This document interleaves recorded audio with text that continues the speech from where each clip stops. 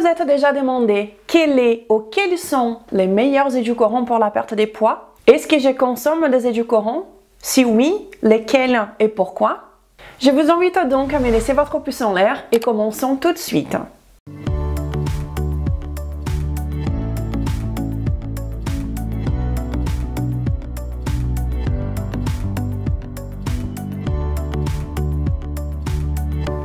Bonjour à vous, comment allez-vous? J'espère que vous allez bien. Comme vous pouvez vous apercevoir par ma voix, apparemment mon corps n'a pas très bien apprécié le changement de température entre le Brésil et la France. Mais tant pis si je ne suis pas très en forme, mon engagement ici est toutes les semaines et sans faute. Depuis plus de 5 ans, je viens ici pour partager avec vous les informations scientifiques derrière la perte de poids, la santé et un style de vie sain, pour vous aider à établir les meilleures stratégies pour vous pour perdre du poids et changer définitivement. Et donc aujourd'hui, nous allons parler d'édulcorants, car très souvent je reçois des messages en me demandant lesquels sont les meilleurs ainsi que ceux que je préfère, et s'il y en a qui sont dangereux pour la santé, etc. Je vais donc vous partager un avis neutre sur ces substances et vers la fin, je vais vous dire si je consomme des édulcorants, si oui, lesquels, pourquoi et dans quel contexte. Je vous invite donc à commencer avec moi à regarder quels sont les types d'édulcorants. Il existe des édulcorants artificiels et naturels, avec des calories ou sans. Les artificiels tels que l'aspartame, le sucralose, le maltitol sont largement utilisés par l'industrie pour donner un goût sucré à leur préparation et pour pouvoir ainsi afficher sur le packaging le ticket d'heure, l'appellation sans sucre. Et beaucoup de choses ont été dites par rapport à ces édulcorants, en disant qu'ils étaient cancérigènes, qu'ils causaient des problèmes de santé, etc. Sauf que, dans la littérature, il n'y a aucune preuve solide pour soutenir ces affirmations. Et d'ailleurs, ces substances sont utilisées depuis déjà assez longtemps. S'il y avait des problèmes qui étaient déclenchés à partir de leur consommation, on le saurait déjà. J'ai même déjà entendu certaines personnes affirmer que les édulcorants causaient le surpoids, car les personnes qui en consomment sont en surpoids. Mais en fait, c'est le contraire. Ces personnes consomment ces édulcorants parce qu'elles sont en surpoids, en diabète, etc. C'est en vérité bien logique, n'est-ce pas? Ce ne sont pas les édulcorants qui causent les problèmes. Les personnes qui ont ces problèmes font appel aux édulcorants pour essayer de régler leurs problèmes. Ce qui nous montre certaines études scientifiques par rapport à la consommation de ces édulcorants artificiels, c'est la production d'endotoxines dans les intestins. Mais les bémols, c'est qu'ils sont des études mécanistes. Et si vous vous rappelez bien, les études mécanistes et épidémiologiques ne peuvent pas établir une causalité. Ensuite, nous avons les édulcorants sains, ou du moins c'est ainsi qu'ils sont vus, comme l'érythritol, le stevia, le xylitol et les fruits de moine. L'érythritol, le stevia et les fruits du moine n'ont pas de calories, tandis que le xylitol contient 40% moins de calories que le sucre.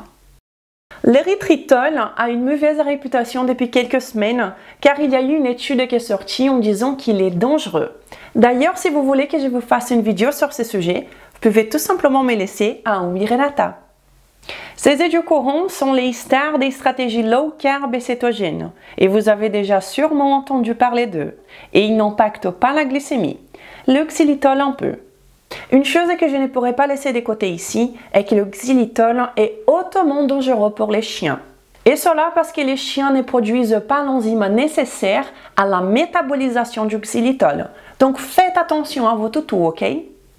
Et puis nous avons les édulcorants naturels tels que le miel et le sirop d'érable. Et tous les deux sont consommés par nous en tant qu'espèce depuis la nuit des temps. Si vous n'avez pas encore regardé, j'ai une vidéo entière au sujet du miel et ses vertus, ici dans cette chaîne. Je vais laisser le lien juste ici dans la description.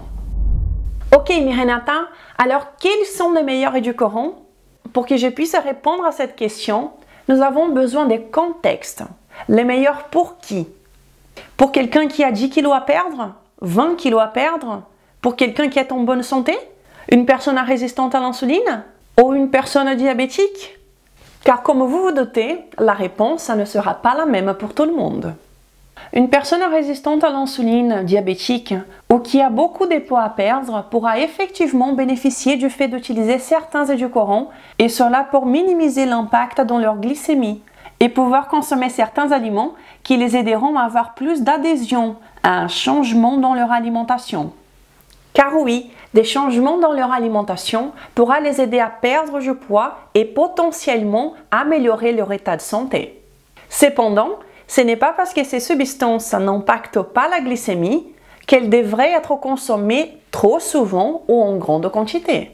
Car ce que je vois le plus souvent, ce sont des personnes qui commencent à s'autoriser à consommer des gâteaux, des biscuits, des desserts tous les jours ou très souvent parce qu'elles sont faites avec des édulcorants non caloriques ou bien avec des ingrédients plus sains.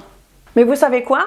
Ce genre de préparation est aussi calorique, voire même plus des fois, que celle faite avec du sucre. Donc, ne tombez pas dans le piège des pensées, d'assumer que n'importe quelle préparation est plus saine et donc vous aidera à perdre du poids simplement parce que c'est fait avec des édulcorants, ok?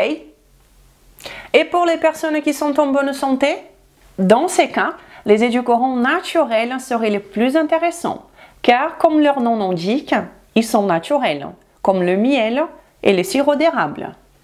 Si vous suivez une stratégie pour perdre du poids et qu'à un moment donné, vous avez une envie de manger quelque chose de sucré, peut-être qu'il serait beaucoup plus intéressant de consommer une cuillerée de miel ou de sirop d'érable 2 à 3 fois par semaine. Ou peut-être même de commencer à consommer un fruit en guise de dessert et cela à la place de consommer des préparations faites avec des édulcorants artificiels. Avoir un goût sucré dans votre quotidien peut effectivement vous faire tenir plus longtemps aligné avec votre stratégie de perte de poids, et cela tout en évitant la sensation de trop vous priver. Quand vous avez l'impression de trop vous priver, vous ne tenez pas longtemps, et je pense que vous savez exactement de quoi je parle. Ceci dit, je ne suis pas contre les édulcorants. Je comprends que pour certaines personnes, cela peut les aider à perdre du poids. Mais je vous invite à être réaliste et ne jamais assumer que des préparations faites avec des édulcorants peuvent être consommées trop souvent ou en grande quantité. N'oublions pas que ces préparations, elles sont aussi caloriques, voire même plus que les traditionnelles. Et alors, est-ce que je consomme des édulcorants? Si oui, lesquels? Dans quelles circonstances? Très honnêtement, je ne consomme pas d'édulcorants à part le miel. Et cela tout simplement parce que je trouve qu'il y a toujours un arrière-goût et je n'aime vraiment pas du tout ça. Sans négliger le fait également que cela me donne beaucoup de problèmes digestifs, tels que le gaz et également la diarrhée, chose qui n'est pas très agréable. Je consomme donc du miel 2 à 3 fois par semaine selon mes entraînements et selon mes envies également. Et si vous me suivez ici depuis quelque temps, je suis sûre que vous n'êtes même pas surpris de savoir que le seul édulcorant que je consomme, c'est le miel. Car voilà, c'est un aliment ancestral que nous consommons depuis très longtemps et qui a beaucoup de vertus. Je vous invite donc à faire vos tests pour voir quels sont les édulcorants qui vous conviennent le mieux et qui vous aident le plus à perdre du poids. Si vous ne vous sentez pas mal en consommant des édulcorants, très bien. Mais si vous avez quelques maux digestifs après les avoir consommés, peut-être que vous pourriez essayer de consommer des édulcorants plus naturels comme le miel ou le sirop d'érable. Mais il faut que ça reste occasionnel, car ce qui va vous donner vraiment des résultats si vous voulez perdre du poids est votre alimentation, la nutrition de votre cœur. Et cela en ayant une bonne ingestion des protéines, des bons glucides, des bons lipides, en ayant une vraie alimentation forte. Et quand vous faites cela, vous avez de très bons résultats, comme celui qui nous a été laissé cette semaine. Renata, grâce à vous, j'ai perdu 28 kilos. Je suis passée des 112 kilos à 84. Un grand bravo à vous pour ces super résultats. Si vous voulez mon aide pour perdre du poids, je vous invite à connaître mon programme de perte de poids optimisé pour la perte de poids qui s'appelle Code Maigre définitivement. Et si vous pensez que le code peut vous convenir, alors je vous invite à venir nous rejoindre dans les groupes privés pour les participants du code.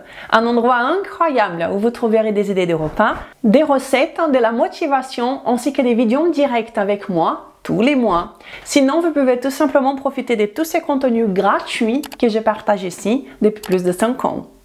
Et vous, Consommez-vous des édulcorants? Si oui, lesquels et avec quelle fréquence? Si vous avez apprécié cette vidéo, je vous invite à me laisser un pouce en l'air, à partager cette vidéo ou si vous voulez aller au-delà, à soutenir cette chaîne. Je vous remercie déjà, je vous souhaite une superbe journée et un très bon week-end. Nous nous verrons la semaine prochaine. Ciao!